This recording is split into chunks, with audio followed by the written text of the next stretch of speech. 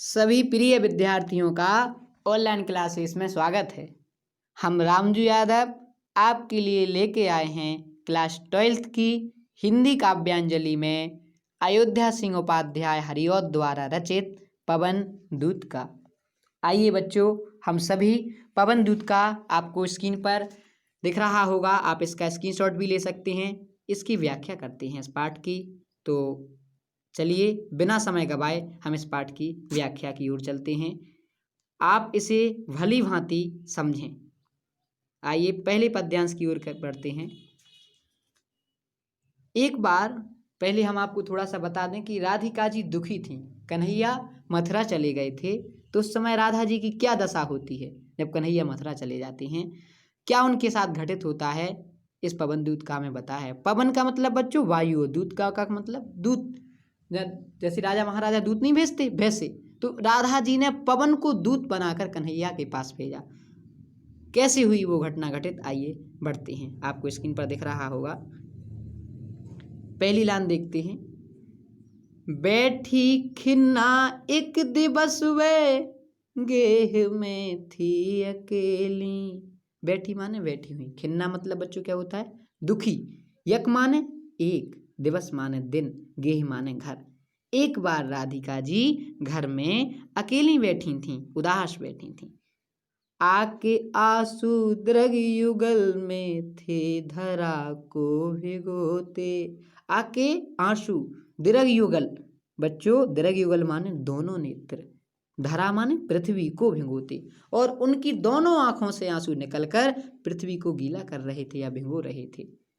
आई धीरे इस सदन में पुष्प सदगंध को ले, और इसी समय धीरे से इस सदन में, सदन माने बच्चों घर में, पुष्प सदगंध, पुष्प सदगंध मतलब फूल की खुशबू, और सवेरे फूल की खुशबू लेकर प्रातः वाली सुपवन इसी काल वातायनों से। प्रातः वाली सुपवन अर्थात प्रातः काल वाली सुंदर वायु, इसी काल माने इसी समय, वातायनों से। बच्चों वातायनों का मतलब होता है खिड़की या झरोखा। वातायनों का मतलब खिड़की या झरोखा। तो सवेरे प्रातः काल वाली पवन खिड़कियों से या रोशनदान से पुष्प सदगंध को ले, मतलब फूल की खुशबू को लेकर आई। तो एक बार हम इसका अर्थ आप लोग कैसे लिखेंगे परीक्षा कॉपी पर।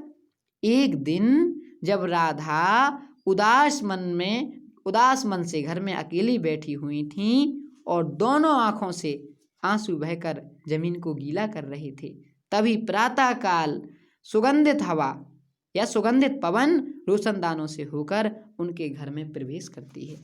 और फिर क्या होता है बच्चों राधिका जी के साथ, आइए देखते हैं अगले पैराग्राफ में। संतापों को विपुल बढ़ता देख के दुखिता हो। संतापों मतलब बच्चों दुख, विपुल माने अधिक, यानी संतापों दुखों को अधिक बढ़ता देखकर धीरे बोली साधुक उससे श्रीमती राधिकायों। धीरे से दुख समेत राधिका जी उससे कहने लगी। क्या कहने लगी, प्यारी प्रातः पवन इतना क्यों मुझे है सताती। राधिका जी कहने लगी, हे प्रातः काल वाली वायु, मुझे इतना क्यों सता रही है। क्या तू भी है कलुषित हुई काल की क्रूरता से। बच्चों कलुषित, यहाँ एक शब्द आया है, और कलुषित मीन्स होता है, क्या होता है कलुषित मीन्स, दूषित। कलुषित मीन्स क्या होता है बच्चों, दूषित। काल माने समय, और क्रूरता, क्रूरता का मतलब कठोरता। तो राधिका जी ने कहा, क्या तू भी समय की कठोरता से दूषित हुई है। क्या कहा राधिका जी ने, क्या तू भी समय की कठोरता से दूषित हुई है। तो इस पैराग्राफ का पूरा अर्थ क्या आएगा बच्चों, यानी इस पद्यांश का, कि संतापों को विपुल बढ़ता देख के दुखता हो, अर्थात दुखों को अधिक, राधा जी के जब दुख अधिक बढ़े तो राधा का दुख और अधिक बढ़ गया, और वह दुखों को बढ़ता देखकर पवन को फटकार लगाती हुई क्या कहती हैं कि प्रातःकालीन पवन तू मुझे इतना क्यों सता रही है, क्या तू भी समय की कठोरता से दूषित हो गई है। शायद आप सभी बच्चों को इन दोनों पैराग्राफों का अर्थ समझ में आ गया होगा। और आगे क्या कहती हैं देखिएगा राधिका जी उनसे क्या कहती हैं। तीसरे पैराग्राफ की ओर चलते हैं। मेरे प्यारे नौ जलद से कंज से नेत्र वाले। नव माने मेरे माने मेरे, प्यारे माने प्रिय, नव माने नया, जलद जलद माने बच्चों बादल, ये पर्यायवाची है बादल का। कंज से नेत्र वाले, कंज मतलब बेटा कमल, कंज मतलब क्या होता है कमल। तो राधिका जी क्या कहती हैं कि नवीन बादल से शोभायमान एवं कमल से नेत्र वाले, एवं कमल से नेत्र वाले। जाके आए ना मधुवन से और न भेजा संदेशा। अर्थात मेरे प्यारे कन्हैया, मेरे क्या कहती हैं राधिका जी, नवीन बादल से शोभायमान एवं कमल के समान सुंदर नेत्र वाले मेरे प्रिय कृष्ण जब से मधुवन को छोड़ गए हैं, जाके आए ना मधुवन से और ना भेजा संदेशा। अर्थात इस मधुवन को छोड़कर जाने के पश्चात यहाँ नहीं आए और ना उन्होंने मेरे लिए कोई संदेशा भेजा है। मैं रो रो के प्रिय ब्रह में बाबुली सी हो रही हूँ, और मैं अपने प्रिय के विरह से बिछुड़कर, बाबली मीन्स बच्चों पागल, मैं अपने प्रिय से बिछड़कर पागलों की तरह रुदन कर रही हूँ। जाके मेरी सब दुख कथा श्याम को तू सुना दे। ये मैं जो कन्हैया के वियोग में इतनी दुखी पागलों की भांति क्रियाकलाप कर रही हूँ, ये सारी कथा तू आगे जा और मेरे कन्हैया को सुना दे। और आगे क्या कहती हैं राधिका जी, ज्यों ही मेरा भवन तज तू अल्प आगे बढ़ेगी। अल्प मीन्स थोड़ा, ज्यों ही मेरा घर छोड़कर तू रास्ते में आगे जाएगी तो शोभा वाली सुखद कितनी मंजू कुंजे मिलेंगी। मंजू माने सुंदर, कुंजे माने लता या झाड़ियाँ। कुंजे मीन्स क्या होता है बच्चों, लता या झाड़ियाँ। तो राधिका जी कहती हैं मेरे घर से कुछ ही दूर जाने के बाद तुम्हें अत्यंत मनोहारी सुख प्रदान करने वाली कुंजे मिलेंगी। प्यारी छाया मृदुल स्वर से मोह लेंगी तुझे वे। मृदुल माने मीठा, और वहां अपनी शीतल छाया से, जल प्रवाह पक्षियों की कलकलाहट से तुम्हें वो अपनी ओर आकर्षित करेंगी। जब आप जाएंगी मेरा घर छोड़कर, थोड़ा सा अगर आप आगे बढ़ोगी हे पवन, तो आपको अत्यंत मनोहारी सुख प्रदान करने वाली कुंजें मिलेंगी, और वह अपनी शीतल छाया पक्षियों के कलरव की ध्वनियां तुम्हें अपनी ओर आकर्षित करेंगी। तो भी मेरा दुख लख वहां जाना विश्राम लेना। यहाँ एक शब्द आया है बच्चों लख, लख मीन्स होता है देख कर, लखना मतलब देख कर। तो राधा जी उनसे कहती हैं तू हे पवन तू मेरे उस दुख को याद करना और वहां विश्राम मत करना, वहां रुकना मत। तो क्या कहती हैं राधा जी, किंतु मेरे दुख को ध्यान में रखकर तुम वहां पर थोड़ा सा भी विश्राम मत करना। तो आपको समझ में आए होंगे इन दोनों पैराग्राफों के अर्थ बच्चों। हम तीसरे पैराग्राफ की ओर चलते हैं।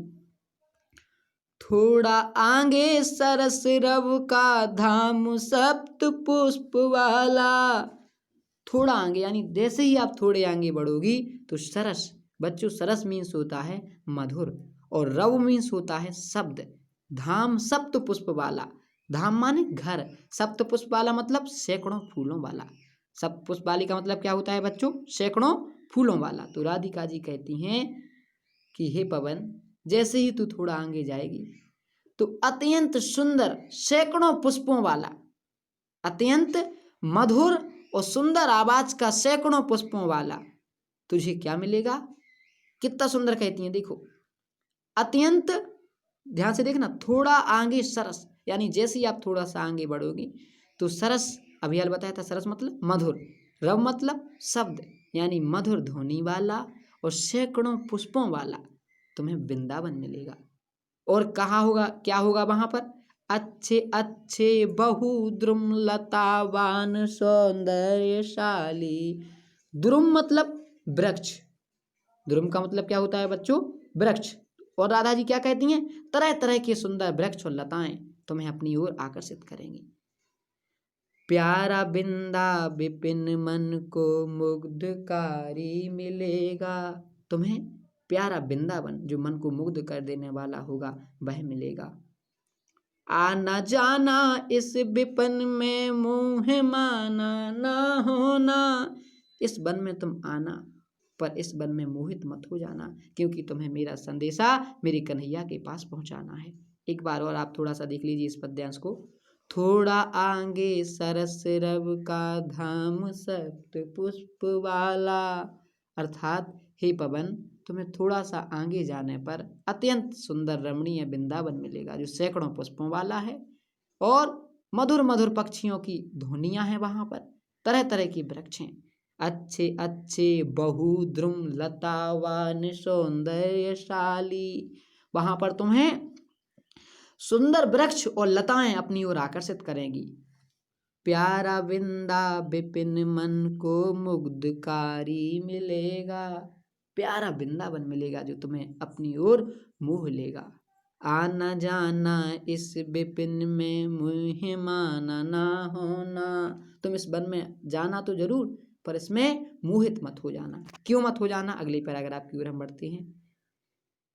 क्योंकि आपको मेरा संदेशा कन्हैया के पास पहुंचाना है।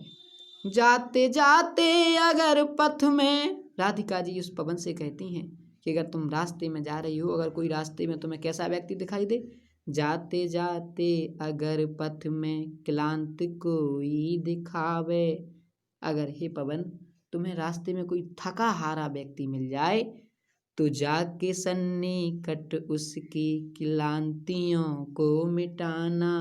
सन्निकट मतलब पास जाकर उसके, क्लांतियों मतलब थकावटों को, दुखों को, तो तुम उसके पास जाना और उसकी थकावट को दूर कर देना।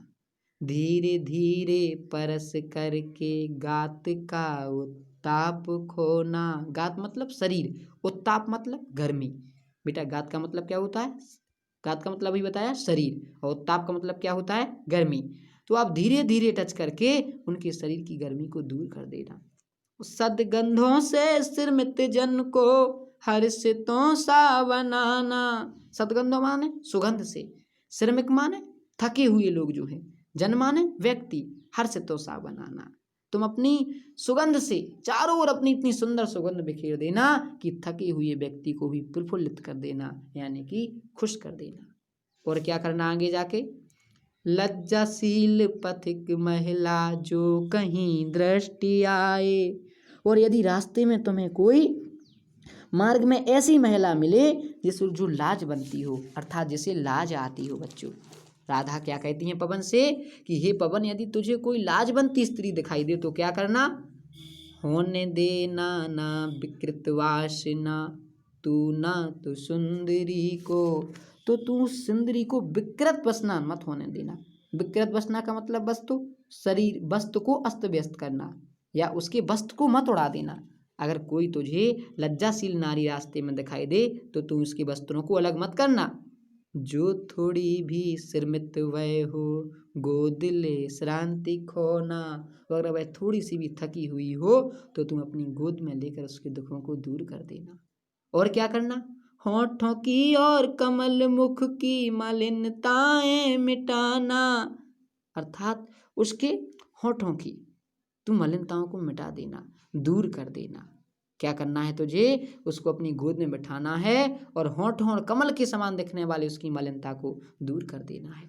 एक बार इस पैराग्राफ का एक बार और देखें सभी बच्चे कि राधिका जी पवन दूत का को समझाती हुई क्या कहती हैं, हे पवन यदि तुझे मार्ग में कोई लाजवंती स्त्री दिखाई दे तो उसके वस्त्रों को मत उड़ाना। यदि वह थोड़ी भी थकी हुई लगे तो उसे अपनी गोद में लेकर उसकी थकान को दूर कर देना, साथ ही उसके होठों और कमल के समान दिखने वाली मुख्य मलिनताओं को मिटा देना।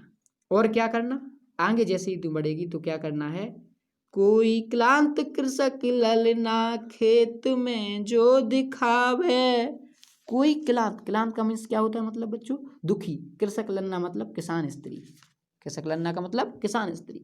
यदि रास्ते में तुम्हें कोई काम करने वाली किसान की स्त्री दिखाई दे तो धीरे धीरे परस करके उसकी क्लांतियों को मिटाना, तो धीरे धीरे उसको स्पर्श करके उसकी थकावट को दूर कर देना। और क्या करना, जाता कोई जलद यदि व्योम में तो उसे ला, जलद, जलद मतलब बेटा बादल। यदि कोई बादल, जलद मीन्स क्या होता है बच्चों, बादल। और व्योम माने आकाश, तो यदि आसमान में कोई बादल जा रहा हो तो उसे उसके पास लाना और क्या करना, छाया द्वारा सुखित करना, उन बादलों की छाया द्वारा तुम उन्हें प्रसन्न कर देना। तप्त भूतांगना को, तप्त मीन्स मतलब दुखी, तप्त मीन्स मतलब दुखी, और भूतांगना का मतलब स्त्री, तो उस स्त्री को तुम सुखित कर देना। हम एक बार और इस पैराग्राफ कर देखते हैं बच्चों, ध्यान से देखना। राधा पवन से क्या कहती हैं, यदि तुम्हें मार्ग में खेत में काम करने वाली कोई किसान की थकी हुई स्त्री दिखाई दे तो धीरे धीरे उसके पास पहुंचकर उसकी थकान को दूर कर देना।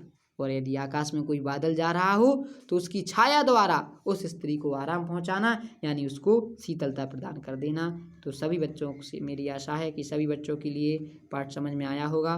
जहाँ भी बच्चों आपको समझ में ना आया हो, जो भी मीनिंग ना समझ में आई हो, आप हमें कमेंट में ज़रूर बताएं। धन्यवाद।